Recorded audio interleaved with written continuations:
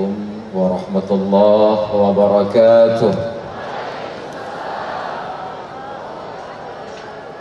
الحمد لله الذي حبب إلينا الإيمان وزينه في قلوبنا وكره إلينا الكفر والفسوق والعصيان وجعلنا من الراشدين.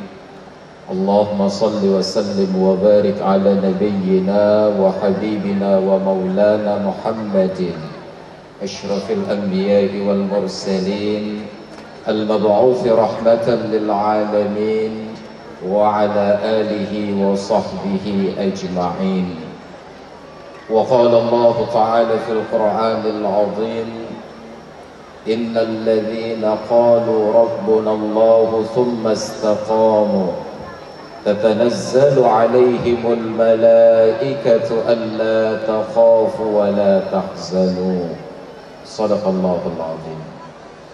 المكرمون والمحترمون, para alim ulama, para habaib, para kiai, pimpinan dayah sekota Langsa yang sudah berkenan hadir di majelis yang mulia ini, penghormatan al-mukarram al-muhtaram kepada guru kita Tuan Guru Abdul Somad beserta Kang Abi yang tadi sudah hadir di hadapan kita menyampaikan tausiah.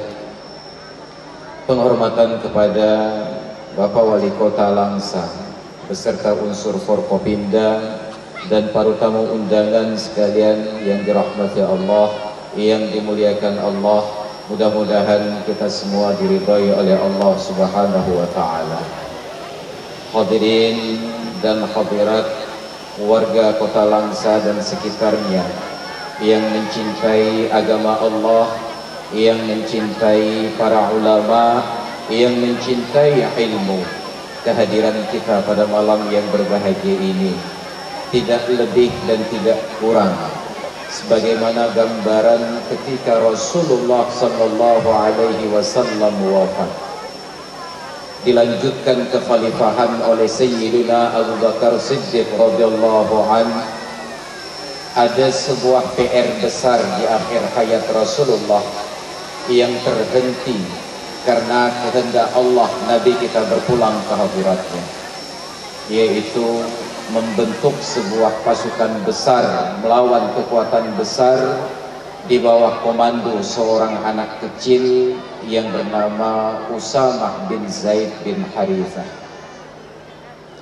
Ketika pasukan besar ini dibubarkan oleh Zaid dan kemudian akan dibentuk ulang oleh Khalifah Abu Bakar Siddiq radhiyallahu anhu, para jenderal-jenderal senior Khalid bin Walid, Umar bin Khattab, Talhah bin Ubaidillah, Zubair bin Awam datang temui Sayyidina Umar berharap, tolong sampaikan kepada Khalifah Abu Bakar, kami tidak menolak berperang, kami tidak menolak untuk berangkat ke medan tempur, tetapi mohon agar pimpinan tertinggi diganti dari seorang anak kecil kepada seorang jenderal senior.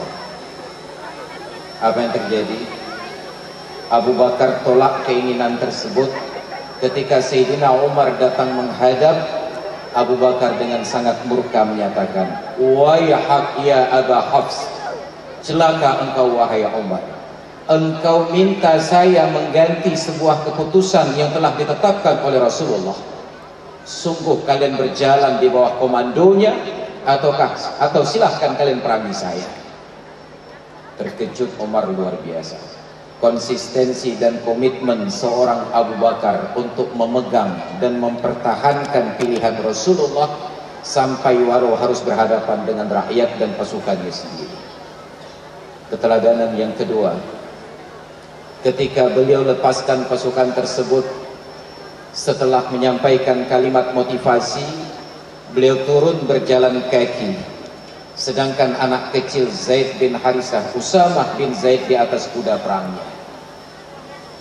Anak muda yang beradab dan beretika ini sampaikan kepada orang tua yang merupakan presidennya, "Wahai Tuan Presiden, wahai Khalifah Rasulullah, sa'anzil wa tarkab, Saya akan turun dari kuda ini dan silahkan Anda naik.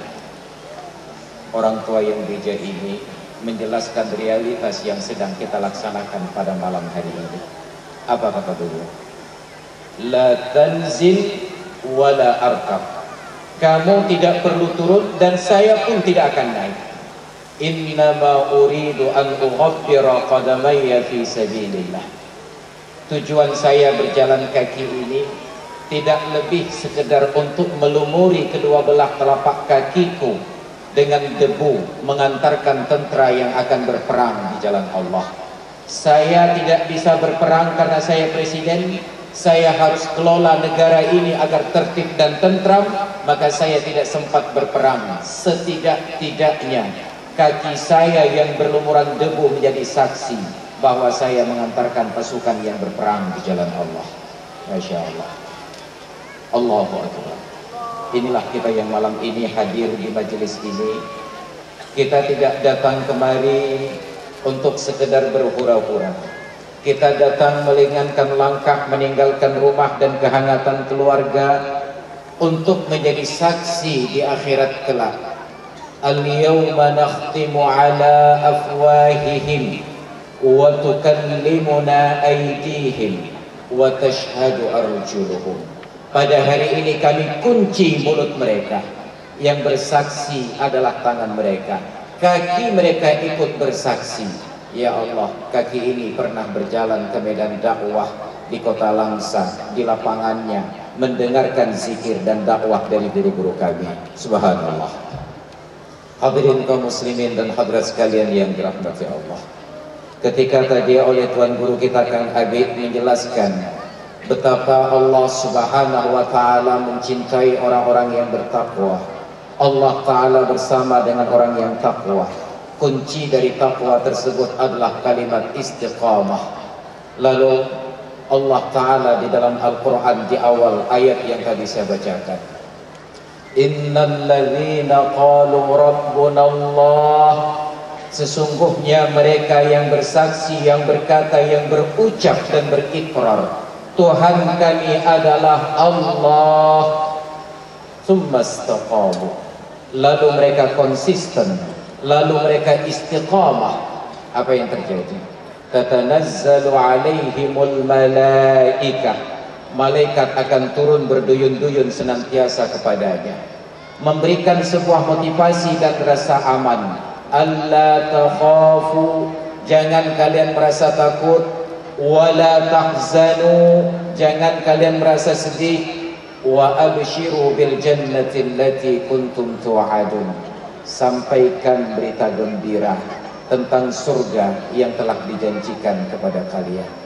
Maka alhamdulillah pada malam ini konsistensi kita, sikap istiqamah yang kita jalani menyebabkan kita berada di majelis ini bersama-sama dengan para guru kita, para habaib kita, para kiai kita, para ulama kita, untuk menunjukkan kita adalah muslim. Tuhan kita adalah satu. Tuhan kita adalah Allah. Ka'bah adalah kiblat kita. Kiblat yang satu, kiblat kita adalah Ka'bah. Dan kita mempunyai nabi. Ada 25 nabi yang tersebut di dalam Al-Quran, tapi dipilih oleh Allah Muhammad sallallahu alaihi wasallam sebagai nabi akhir zaman. Maka di dalam sebuah hadis beliau menyatakan, Ana haddukum minan nabiyyin wa antum haddi minal umam. Saya, kata Rasulullah, bukan kata saya kata Rasulullah, jatah kalian dari semua para nabi dan rasul. Wa antum haddi minal umam, dan kalian adalah jatahku dari semua umat. Maka ketika umat ini berada di ombang-ambing, riak gelombang yang tinggi, mulai dari erupsi politik sampai hal-hal ekonomi, ketika kita gampang menyikapi kondisi yang seperti ini, kita bertanya, ya Allah, kenapa kami seolah-olah ditinggalkan? Maka kita bersyukur bahwa Allah pernah mengutus Nabi kita Muhammad sallallahu alaihi wasallam, yang sangat berbeda sikap beliau terhadap umat dibandingkan Nabi Musa alaihissalam terhadap Bani Israel. Ketika Bani Israel tersudut di tepi Laut Merah. Di belakang mereka tentara Fir'aun datang mengejar, siap untuk membinasakan dan memusnahkan mereka. Pembantaian, genosida. Mereka menggugat, ya Musa, udzina min qabli ma ji'tana wa min ba'di ma ji'tana. Sebelum kamu datang kami tersakiti, kamu datang pun kami teraniaya. Lalu apa arti kehadiranmu di tengah-tengah kami? Di tengah ribuan umatnya Nabi Musa menjawab, la takhafu wa la tahzanu.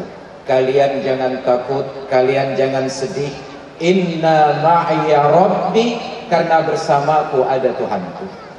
Tapi ketika Rasulullah, Nabi kita hanya berdua dengan Abu Bakar. Beliau tidak katakan Allah hanya bersamaku.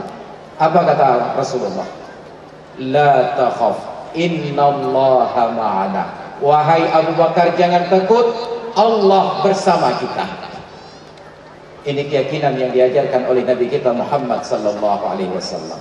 Maka karena Bani Israel hanya percaya kepada ketuhanan-ketuhanan yang lain, mereka lebih pentingkan harta. Mereka dipanggil oleh Allah untuk mengingat harta. Ya Bani Israel, udhkuru ni'mati. Umat Islam karena cinta kepada Allah diingatkan, udhkuruni adhkurkum. Ingat aku ingat kalian, kata Allah. Maka mudah-mudahan kita akan larut di dalam lantunan zikir kepada Allah Subhanahu wa taala. Hadirin kaum muslimin yang dirahmati Allah, terima kasih atas perhatiannya. Hadanallahu wa iyyakum ajma'in. Assalamualaikum warahmatullahi wabarakatuh.